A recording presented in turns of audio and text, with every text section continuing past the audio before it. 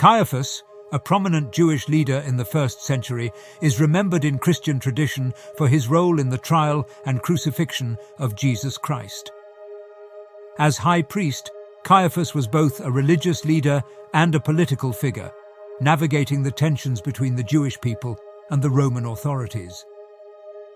His involvement in the events leading to Jesus' death places him at the center of one of the most pivotal moments in the New Testament.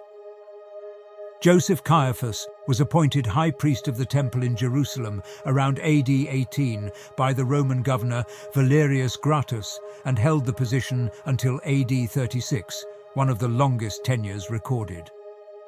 The role of high priest was highly political, as the appointee was responsible for maintaining order, collecting temple taxes, and representing Jewish interests to the Roman government. Caiaphas came from an influential priestly family. He was married to the daughter of Annas, a former high priest, which strengthened his position and influence. Despite Annas being officially removed from office, he remained a powerful figure behind the scenes, and Caiaphas benefited from his father-in-law's authority. Together, Annas and Caiaphas formed a high priestly dynasty that exerted control over temple affairs and influenced the Jewish Sanhedrin, the council responsible for religious and legal matters. Caiaphas first enters the narrative as the ministry of Jesus of Nazareth gains momentum. Jesus' teachings, miracles, and growing popularity among the people disturbed the religious elite. His cleansing of the temple, overturning the money changers' tables, was a direct challenge to the priestly leadership and their control of temple practices. Caiaphas and the other religious leaders began to view Jesus as a threat, not just to their religious authority, but also to the fragile peace with the Roman occupiers. If Jesus were to incite rebellion, it could provoke the Romans to crack down on the Jewish people, jeopardizing the temple and the leaders' positions. At a secret meeting of the Sanhedrin, Caiaphas argued that Jesus must be stopped for the greater good. He famously said, "It is better for you that one man die for the people than that the whole nation perish." John 11:50. This statement revealed Caiaphas's pragmatism. Sacrificing Jesus would prevent further unrest and preserve stability. Caiaphas worked closely with other religious leaders to plot Jesus' arrest.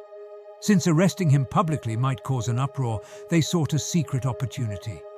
Judas Iscariot, one of Jesus' disciples, provided this chance by agreeing to betray Jesus for 30 pieces of silver.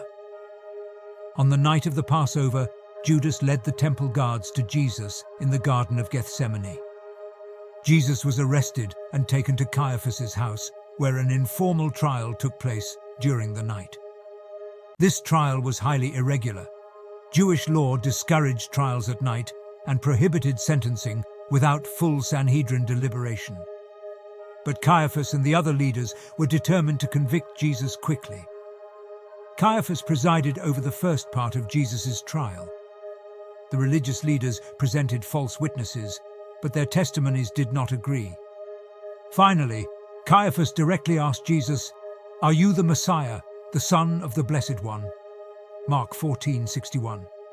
Jesus responded, "I am, and you will see the Son of Man seated at the right hand of power and coming with the clouds of heaven." Mark 14:62. This response shocked Caiaphas, as Jesus claimed divine authority. In an act of outrage, Caiaphas tore his clothes and declared, "He has spoken blasphemy.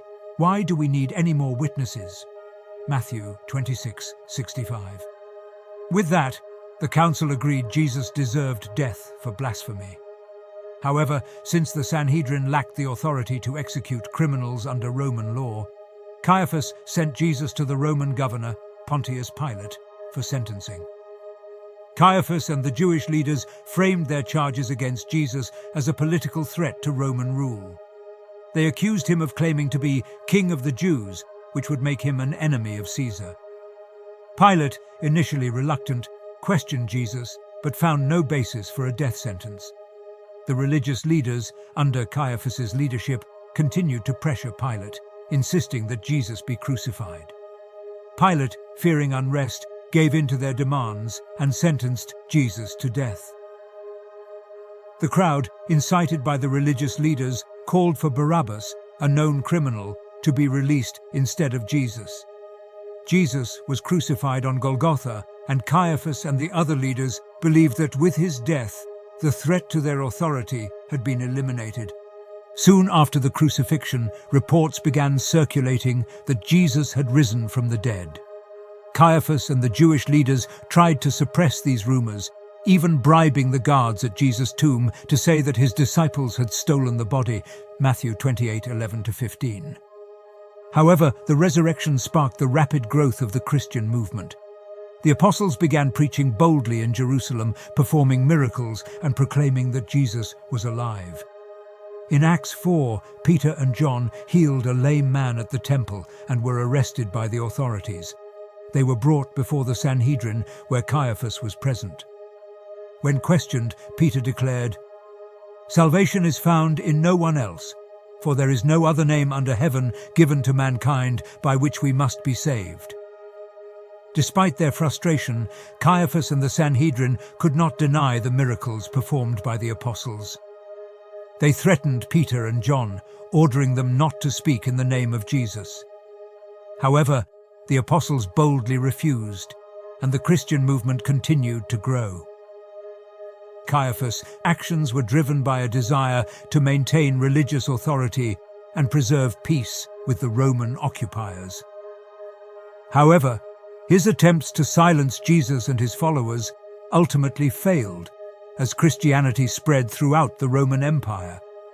Historically, Caiaphas' fate is uncertain. He was deposed from the high priesthood in AD 36 by the Roman governor Vitellius, but little else is known about his life afterward. His name is forever associated with the trial and death of Jesus.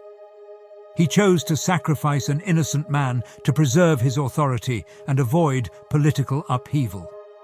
His involvement in the trial of Jesus highlights the tension between religious leaders and the revolutionary message of Christ.